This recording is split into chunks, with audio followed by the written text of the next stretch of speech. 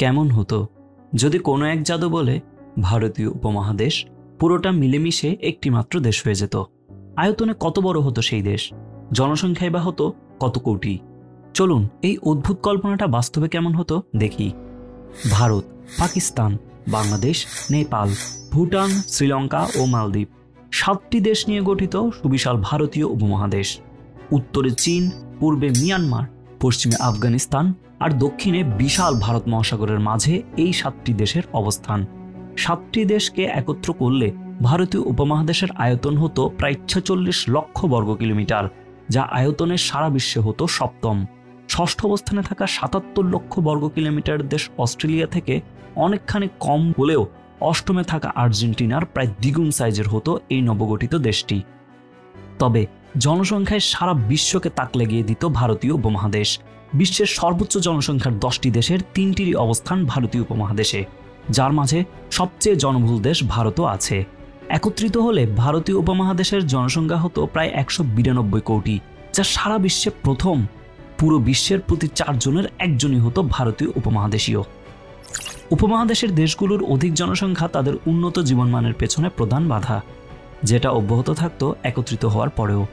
মাথাপিছু মাত্র $2,350 আয় নিয়ে নমিনাল জিডিপি পার ক্যাপিটাতে ভারতীয় উপমহাদেশের জায়গা হতো 145 নম্বর স্থানে, অ্যাঙ্গোলা ও মৌরিতানিয়ার ঠিক মাঝখানে।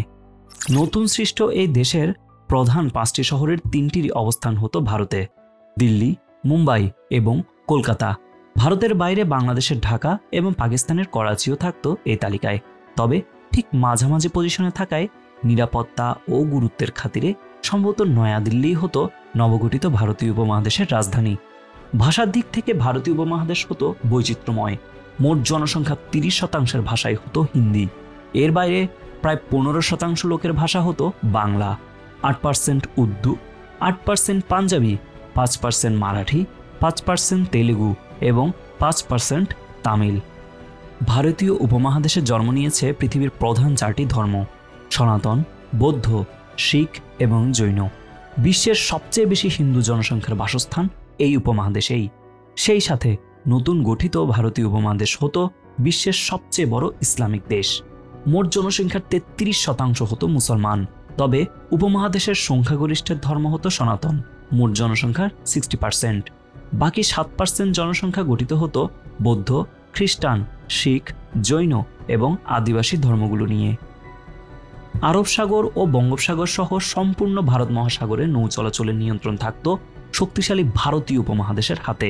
উত্তরে দুর্ভেদ্য হিমালয়, পশ্চিমে কারাকোরাম ও হিন্দুকুশ পর্বতশ্রেণী, পূর্বে ঘন পাহাড়ি জঙ্গল ও দক্ষিণে ভারত মহাসাগর থাকায় স্থল ও নৌ আক্রমণ থেকে এক প্রকার নিরাপদই থাকত এই নতুন দেশটি। প্রায় 25 লক্ষ অ্যাক্টিভ পার্সোনালের বিশাল সেনাবাহিনী ইউএসএ, চীন সহ যে কোনো দেশের জন্যই দুশ্চিন্তার কারণ হয়ে দাঁড়াত। আয়তনে সুবিশাল এই ভূখণ্ড কল্পনাতে চমৎকার লাগলেও বাস্তবে অসম্ভব।